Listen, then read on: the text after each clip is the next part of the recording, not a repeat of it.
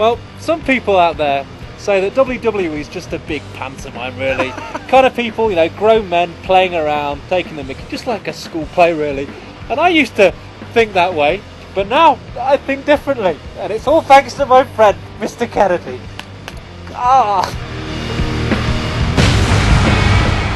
Yes, they may use more lubrication than a swingers party and wear outfits that make Graham Norton look dignified, but don't ever question a WWE wrestler's physical prowess.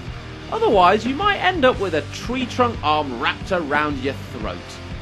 They don't know their own strength, these boys.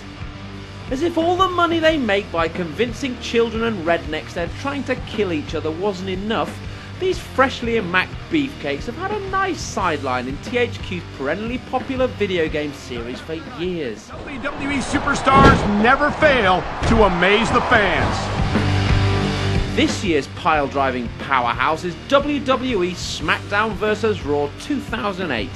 You talk about a house of fire, you're seeing it right here. Which, as well as a now standard partnership of wrestling divisions, also grabs ECW by the short and curlies and hurls it into the ring for a Royal Rumble. The roster of wrestling superstars may mysteriously be down on last year, but it does include the guy that tried to kill me at the top of this segment. What's his name again? Mr. Kennedy! How could we forget? Unsurprisingly, Mr. Kennedy welcomes with clenched fists the gritty of violence hauled in on the ECW wagon. When ECW came in, when Paul Heyman took over, he really changed the scope of the business in that, you know, you have a lot more, there's a lot more furniture being used in wrestling nowadays than there ever was before.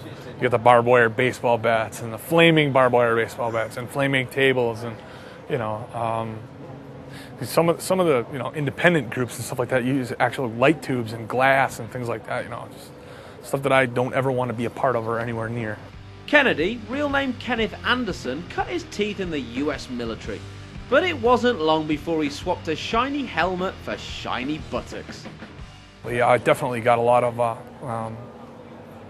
leadership skills, the ability to know that I can do anything. You know, you can do anything that you put your body to and you put your mind to. And I definitely think that, you know, if I hadn't gone in the Army, if I hadn't gotten those skills, those tools, I wouldn't be where I'm at right now.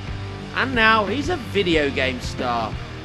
It's fantastic. I mean, it's like a dream come true. You know, I remember sitting in my, you know, when I couldn't afford to have an 8-bit Nintendo, sitting at my buddy's house playing Nintendo and just thinking how awesome it was and playing the wrestling game.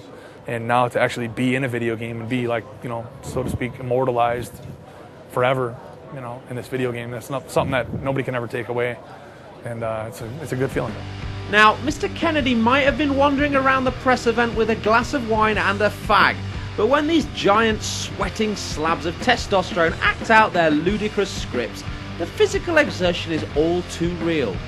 So they don't take too kindly to being called pussies by UFC fighters. They're stupid to say that we're a bunch of pussies and we're a bunch of, you know, we're not the real deal, because I tell you what, we put our bodies on the line. You know, they train for one fight every month or every 2 months or every 3 months.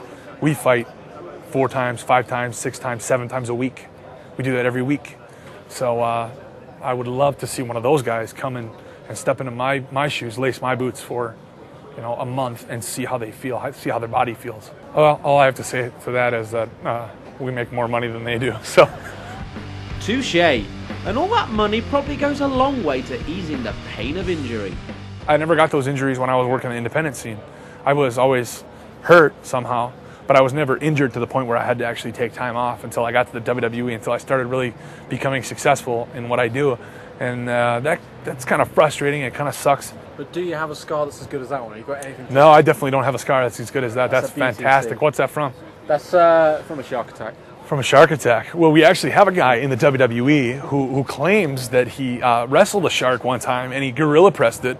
He killed the shark with a spork. With a spork, of all things. I don't know why you would be swimming with a spork. Okay. So what did you do? I actually fell through the window of my front door when I had a few too many beers, which isn't quite as glamorous. But it's Fantastic. a kind of man scar. That's great. That's good. That's good. Chicks dig it, right? Oh yeah, absolutely. Chicks dig the scars. Absolutely. Yeah. If only we'd played less games and eaten more steak in our youth.